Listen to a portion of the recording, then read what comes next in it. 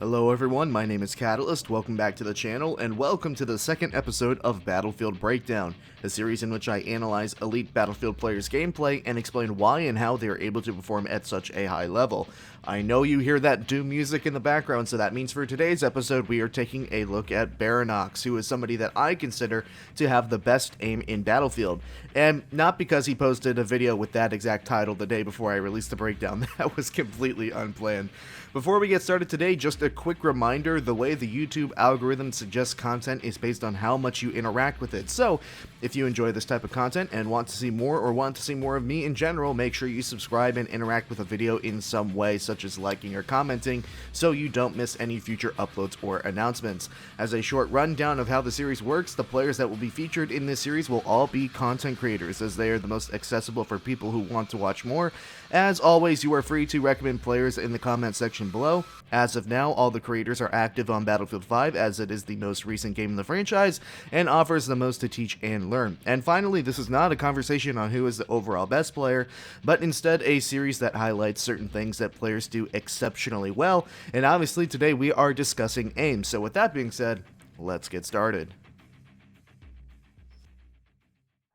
Today's episode is admittedly going to be a little bit difficult for me to break down because when it comes to pure aim skill like we have with Baranox here, a lot of it comes down to time and practice. The first time I ever stepped foot in Baranox's stream over a year ago, he was practicing his aim in the practice range, and over time as I've watched and gotten to know him, it's very evident that not only is Baranox somebody who is gifted at playing, but is also very passionate about the mechanics of aiming and is methodical in how he improves himself. Baranox has spent hours in combined arms practicing his flicks and transfers on AI enemies, and if you really want to improve, that would be a pretty good place to start. Now when it comes to Baranox, really the name of the game with him is how insanely accurate his twitches and transfers are. And whereas the episode featuring Maxeek was segmented into 3 things that he did extremely well, and tied with a nice shiny bow around it, today's episode will be structured around the small things that Baranox does with his mechanics and his aim that allow him to pull off some of these really nutty multi-twitches. The clip that we are watching now is by far not the craziest thing that Baranox has ever done. He'll tell you that himself, but I think it's a well-paced example that pinpoints some things that can really help explain why he so effortlessly W-keys into situations and consistently outplays his competition. The first part I want to focus on occurs at the very beginning of the clip where Nox takes this 1v1, and as we slow it down, you can see that he actually pulls off target before his target is even confirmed dead. With every good aimer comes an advanced understanding of how the game works and specifically how the time to kill works. If you ever watch a streamer that is really good at the game, have you ever noticed how sometimes they will be shooting at an enemy and then flick off target and get killed by the player they were shooting at originally, and then look surprised as to why they died? That's because subconsciously players like Baranox are keeping track of the bullets they fire and how many hits they need to kill somebody and at what range they are doing it at. It's a lot of math in a short amount of time, but over time just playing the game, you begin to learn the exact time to kill and the exact amount of bullets you need in order to finish off a target. And in Battlefield 5, it's super frustrating because of how many times you get 98 hit or 99 hit based on the way that the damage models work, but back to the point. Knowing the time to kill for each weapon allows Baranox to be incredibly fast and efficient, which are 2 key components, apart from simply having really cracked aim, that lead to performing successful multi-twitches and transfers.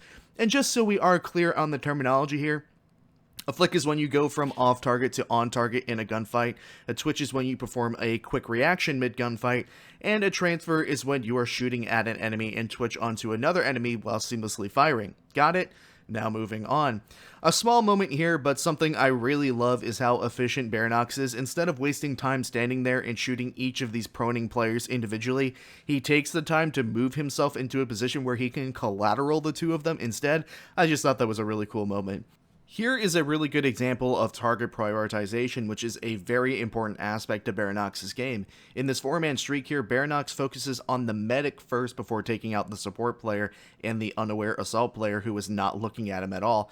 In situations in which you are faced in a 1vx and you don't know where the rest of your enemies are, if you can identify a medic and you have the ability to kill them, shoot the medic first. They are more often than not your biggest threat because they can regenerate health and heal others, and if you do lose the gunfight with the medic dead, there is a better chance that everybody you just killed stays dead. Moving up to the stairs here, Nox makes great utilization of the smoke grenade launcher, and it's the key to keeping him alive on this flank. I cannot tell you how many times I see players, even really good ones, not use smoke correctly. Notice how Baranox smokes into the direction that he would like to be, not where he currently is. You should always smoke in the direction that you are going to and not on top of yourself, because not only are you wasting a lot of the smoke's usefulness if you do so, but you are blinding yourself in the process instead of the enemy. And the confusion that Baranox's smoke grenade causes here is the reason why he so efficiently clears out the objective single-handedly. Well, apart from the enemies just being kind of unaware bots, of course. Analyzing the biggest threat in the current situation is something that he does quite well. In this short clip, we see Baranox analyze the situation and see 3 people in front of him, choosing to shoot the enemy closest to him for the fastest time to kill before attempting to kill the player in which Baranox might be in that player's peripheral vision. But once realizing that he isn't, goes for the other closest player to the left who would have heard gunfire behind him, then goes back to the second player that he shot, which I guess that player's solution to being shot in the back is to run head first in the other direction and not turn around.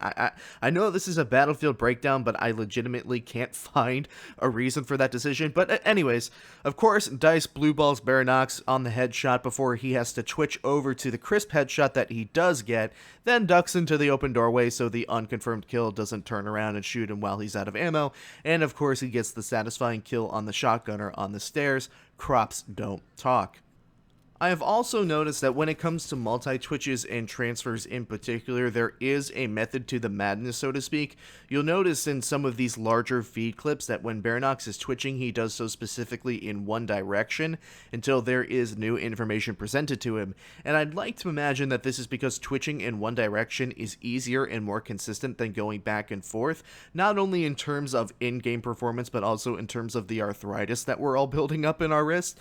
You can see it specifically here in these clips on Underground, where there is a general left to right order in which he kills his targets, until the last guy in the second clip in which he has to twitch downward to get consistent damage, and it just doesn't always go that cleanly. Like in this clip, for example, where Nox actually has to go back and forth on the mousepad multiple times before switching to his pistol to finish off some live action role players in the bushes. Moving on here to a quick little point, and I've never actually seen anybody do this before Baranox, so that's why I'm talking about it, so apologies if this is super common in other games, but look at how he peeks corners in the game sometimes. He is so confident in his aim that he almost does this pseudo third-person shooter wall peek where he points his gun inwards so it doesn't block his vision, and he can see more of the lane in his peripheral vision, but in doing so he exposes more of his body, and he's just so accurate that he can just accurately snap to the player that he finds. Baranox doesn't always do this, but it's impressive when he does, and I've seen it enough to want to comment about it. It does, however, bring up a much larger point, and that's that Baranox makes some great usage of his peripheral vision, and that makes his playstyle a little bit different. Here's a nice clip of him explaining how he treats enemies in his peripheral vision. Wait, am I doing it wrong? I hardly ever look at my reticle. Yes. Yeah, always look at the center of the screen. Like, all of that's in the periphery. Like, I never actually look at, like, this guy, you know? Like, this guy here. You know, that guy's close enough because you can see him. I mean, your view's really myopic, you know? So all of these guys, that's all peripheral. Okay, that was actually fucking nuts, but all of that's, you know, like, this guy here, or that guy that's there, you know, I'm not ever going to look at him. Like, you're not doing this, right? You don't aim like this. I'm not shooting this guy and then watching this. I mean, you can't do that. It's just, I don't know. I guess you, wait, am I doing it wrong? Hold on.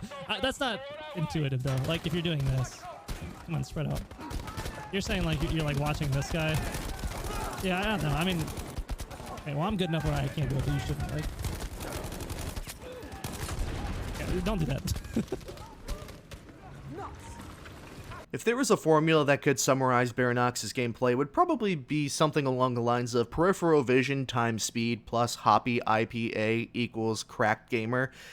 And what you're watching right now is an unedited piece of gameplay that you can go and find on his channel, which will be linked in the description, by the way, if you want to watch more. But I just want you all to focus on how Baranox analyzes the situation and uses his peripherals and quickness, which he increases with the katana movement speed buff to completely outplay the opposing team in a TDM lobby.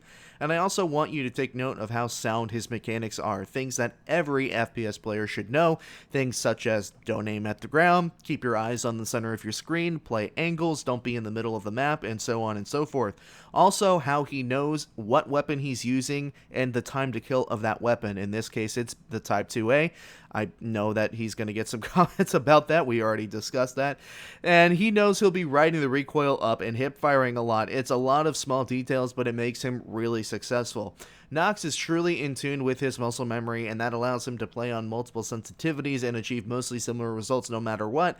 And consistent weapon repetition and practice in combination with having great positional peripheral awareness and lightning fast reflexes allows Baranox to have some of the best aim on the battlefield. Thank you all so much for watching this video. Thank you to Baranox for allowing me to use his gameplay to make the video. The link to his YouTube and Twitch will be in the description. If you enjoy the video, make sure you drop a like on it and comment who you would like to see next. If you're new to the channel and want to see more, consider subscribing and turning on post notifications. Follow me on Twitch. I stream 4 nights a week at 8:30 p.m. Eastern Standard Time. Once again, thank you for watching this episode of Battlefield Breakdown. My name is Catalyst, and I will see you all another time.